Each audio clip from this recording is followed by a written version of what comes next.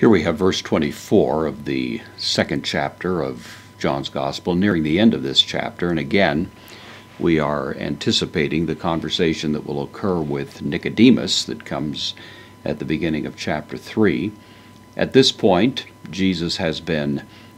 described by John as one who is performing signs, performing miracles, and of course that has been getting attention from people, and as a result of that they are believing, John says, in his name. A little bit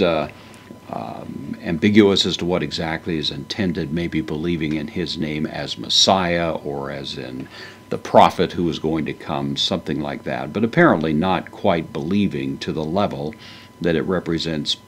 true and authentic New Testament faith in the fullest sense of the word. And that seems to be the caution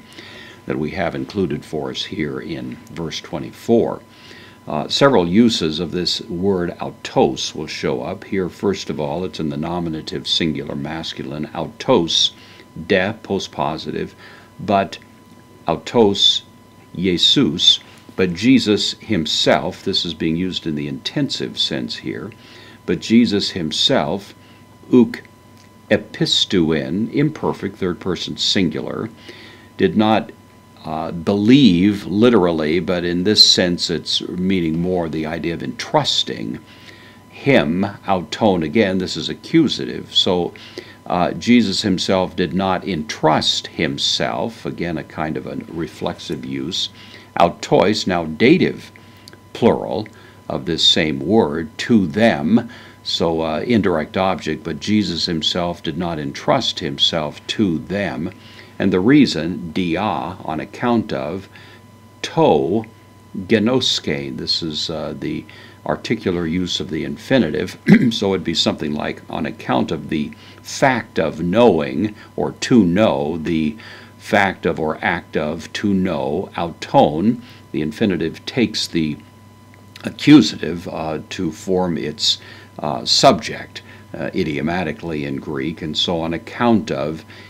the fact of knowing, or the fact that he knew, pantos, all men, or all things, the accusative plural masculine there.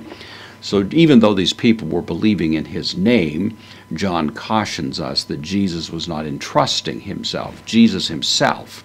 within his own private commitments, was not entrusting himself to them, because he knew them. He knew what was in them. He understood it perfectly, and so he was not simply running for a popularity contest here. He wasn't simply trying to achieve some degree of public praise with respect to the signs he was performing, but there was something vastly different going on. And so though they were following him, Jesus was not, for his part, as it were, following them, but continuing to pursue the course that was most consistent with his own messianic mission.